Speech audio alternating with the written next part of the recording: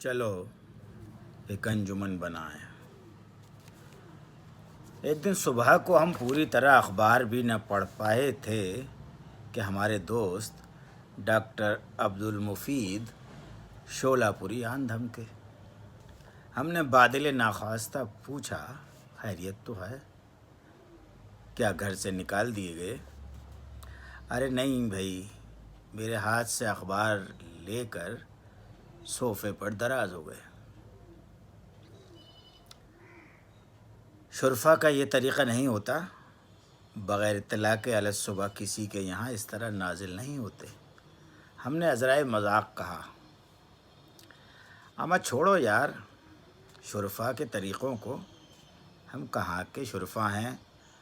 ہماری پچھلی 7 پشتوں میں کوئی شریف آدمی پیدا نہیں ہوا، اور تمہارے اجداد کا حال بھی ہم سے پوشیدہ نہیں ہے۔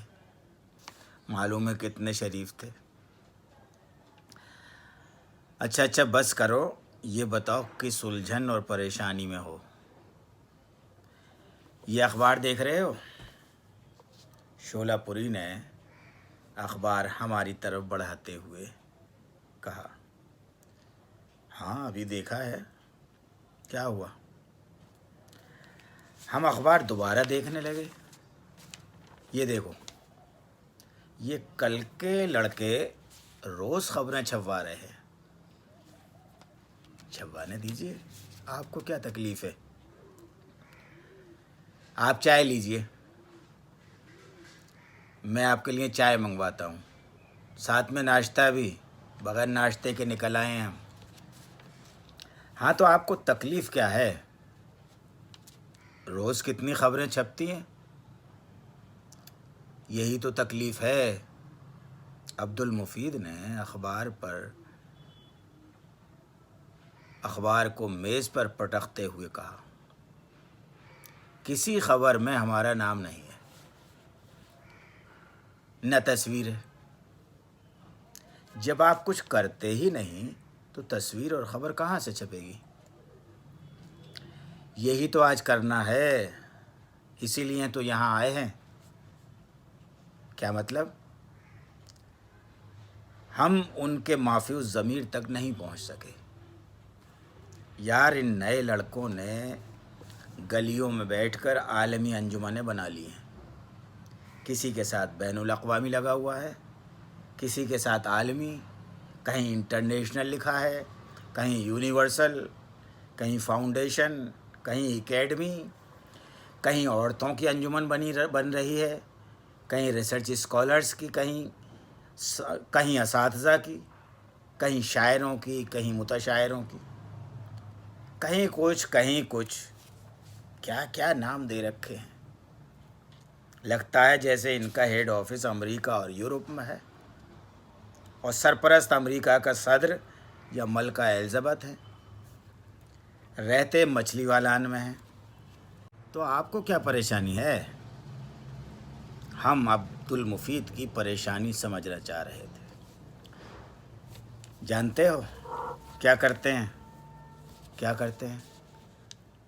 4-5 دوستوں کو کمرے میں بٹھایا، تصویر کھنچوائی، خبر بنائی اور اخبار کو بھیج دی۔ پڑھنے والے کو کیا پتا کہ پردے کے پیچھے کیا ہے؟ ڈاکٹر عبدالمفید شولہ پوری شعلے اگل رہے تھے۔ ہم نے ٹھنڈا کرنے کی کوشش کی، تو آپ بھی یہی کیجئے، آپ کو کس نے روکا ہے؟ آج آپ کے ساتھ بیٹھ کر یہی تو کرنا ہے، ایک عالمی سطح کی انجمن بنانی ہے۔ بس پھر کیا ہوگا؟ اپنی ڈفلی اپنا راگ، بالکل بنائیے، میں آپ کی کیا خدمت کر سکتا ہوں؟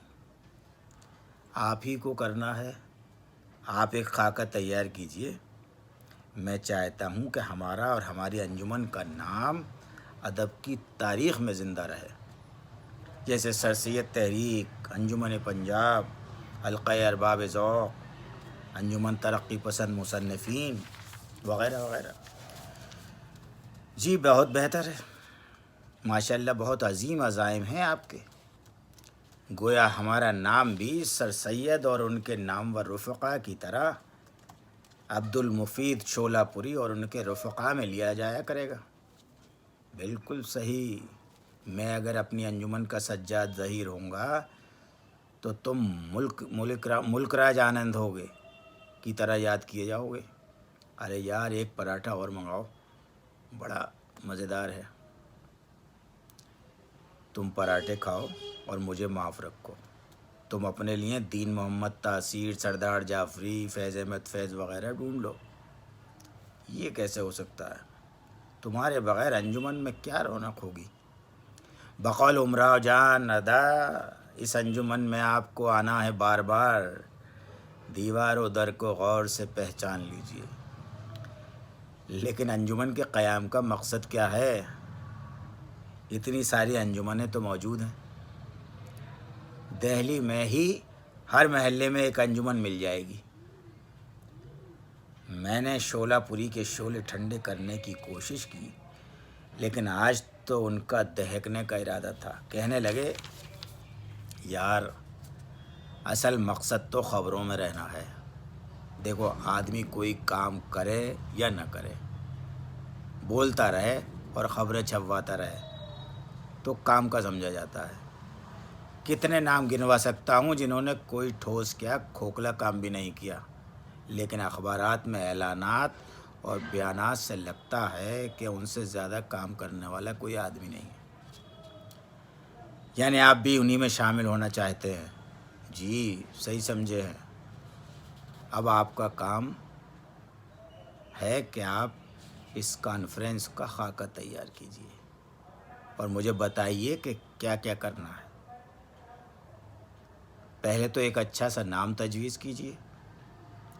دیکھو بھائی، ہماری انجمن عالمی ہوگی اور نام میں بین الاقوامی، عالمی یا انٹرنیشنل ضرور آنا چاہیے۔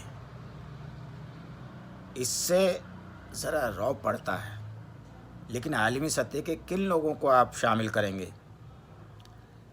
ارے بھائی، ہمارے علاقے کے کچھ لوگ باہر ملکوں میں کام کرتے ہیں، انہی کے نام ڈال دیں گے۔ آپ بھی کوئی نام بتائیے۔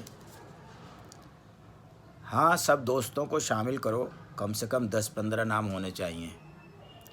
کسی کو سرپرست بناؤ، کسی کو صدر، کسی کو نائب صدر، کسی کو جنرل سیکریٹری، 8-10 نام ایگزیکٹو کمیٹی میں رکھو، ایک شاندار پیڈ چھپواؤ۔ سب کرنے کا ارادہ ہے، بس آپ مشورہ دیتے رہیے۔ سوچ رہا ہوں کہ سرپرست میں کوئی ایسا نام ڈالوں جس سے کچھ فائدہ بھی ہو۔ بالکل صحیح سوچ رہے ہیں آپ۔ ڈاکٹر کاظم خان جوان سے مشورہ کرو، انہیں بہت تجربہ ہے انجمنیں بنانے کا۔ ہاں بھائی، انہیں جنرل سیکریٹری بنانے کا ارادہ ہے، بہت فعال آدمی ہے۔ ناشتے کے دوران ڈاکٹر عبد المفید شولہ پوری کی فعالیت اور شعلہ بیانی میں دیکھ رہا تھا۔ میں نے اپنی مصروفیت بتا کر جیسے تیسے انہیں رخصت کیا، ورنہ ایسا لگ رہا تھا کہ اسی وقت انجمن کا قیام کر کے سیمینار کا افتتاح کر دیں گے۔ معلوم ہوا کہ ہمارے یہاں سے رخصت ہو کر وہ سیدھے ڈاکٹر کاظم خان جوان کے پاس مفید مشوروں کے لیے پہنچ گئے۔ اس لیے ڈاکٹر جوان کو اس طرح کی سرگرمیوں سے بہت دلچسپی تھی۔ بس انہوں نے ایسا عالمی سطح کا خاکہ تیار کر کے دیا کہ کسی ورلڈ ایسوسی ایشن کا بھی کیا ہوگا۔ پھر ڈاکٹر مفید نے اپنے 10x10 کے ڈرائنگ روم میں ایک میٹنگ بلائی۔ اخلاقی مجبوریوں کے سبب ہمیں بھی جانا پڑا۔ آدمی کو بہت سے کام نہ چاہتے ہوئے بھی اخلاقی دباؤ میں کرنے پڑتے ہیں۔ عمر کا آدھا وقت اسی میں گزر جاتا ہے۔ ڈاکٹر عبد المفید شولہ پوری نہ PhD تھے اور نہ MBBS، بس ہومیوپیتھک کی دوا مفت تقسیم کیا کرتے تھے، اس لیے ڈاکٹر مشہور تھے۔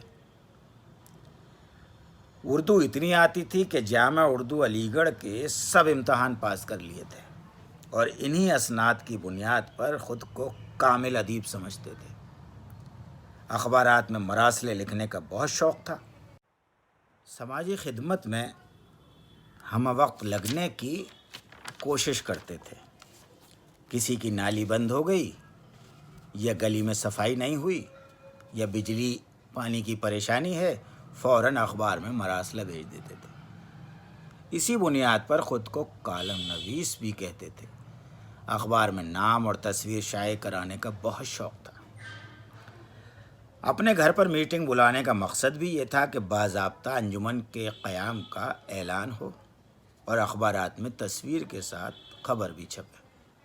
میٹنگ میں انجمن کے قیام کا مقصد بتایا گیا، منشور بنایا گیا، عہدیداروں کے نام بیان کیے گئے، اعلان کیا گیا کہ ہر ہفتے ایک ادبی نشست ہوگی، سال میں 2-3 قومی اور بین الاقوامی سیمینار ہوں گے، مختلف خدمات پر ادیبوں اور شاعروں کو انعامات بھی دیے جائیں گے۔ صرف چائے اور بسکٹ کی موجودگی میں ڈاکٹر عبدالمفید شولہ پوری نے بڑے بڑے اعلانات کر دیے۔ اگلے دن تصویر کے ساتھ انجمن کی بڑی خبر شائع ہوئی۔ بس ڈاکٹر شولہ پوری کا مقصد پورا ہو گیا۔ انعامات کے اعلان کی وجہ سے ہندوستان کیا پوری دنیا سے مبارکباد کے پیغامات آنے لگے۔ ہر ہفتے خبریں شائع ہونے لگیں۔ ہم جہاں بھی جاتے ڈاکٹر عبدالمفید شولہ پوری کا اور ان کی انجمن کا ذکر ہوتا۔ غیر ممالک میں رہنے والے انہیں 21ویں صدی کا محمد حسین آزاد اور سجاد ظہیر سمجھنے لگے۔ انہیں بھی یقین ہونے لگا تھا کہ اب ادب کی تاریخ میں ان کا اور ان کی انجمن کی خدمات کا ذکر ضرور آ جائے گا۔ ایک دن فرط مسرت سے سرشار صبح ہی صبح پھر آدم کے اور ناشتے کی فرمائش کے بعد کہنے لگے، ارے یار، انجمن کی وجہ سے تو بہت شہرت مل گئی، انعامات کے لیے بھی سفارشیں آنے لگیں، اور یہ دیکھو امریکہ سے ایک سیمینار کا دعوت نامہ آیا ہے، مبارک ہو کر آئیے۔ وہ لوگ ٹکٹ بھیج رہے ہیں؟ نہیں یار، بس دعوت نامہ بھیجا ہے، تو اپنے کرائے سے جائیے۔ کتنا کرایہ ہوگا؟ یہی کوئی 80-90 ہزار۔ ارے یار، سب کو لے کر تھوڑی جانا ہے، میں ایک آدمی کا پوچھ رہا ہوں۔ ڈاکٹر شولہ پوری امریکہ جانے کے لیے بے قرار تھے۔ وہ سوچ رہے تھے کہ اگر امریکہ چلا گیا تو اور شہرت ہوگی، وہ اپنے علاقے کے پہلے آدمی ہوں گے جو امریکہ جائیں گے۔ میں نے ان کی غلط فہمی اور خوش فہمی دور کرنے کے لیے کہا، ڈاکٹر صاحب، میں ایک ہی آدمی کا بتا رہا ہوں۔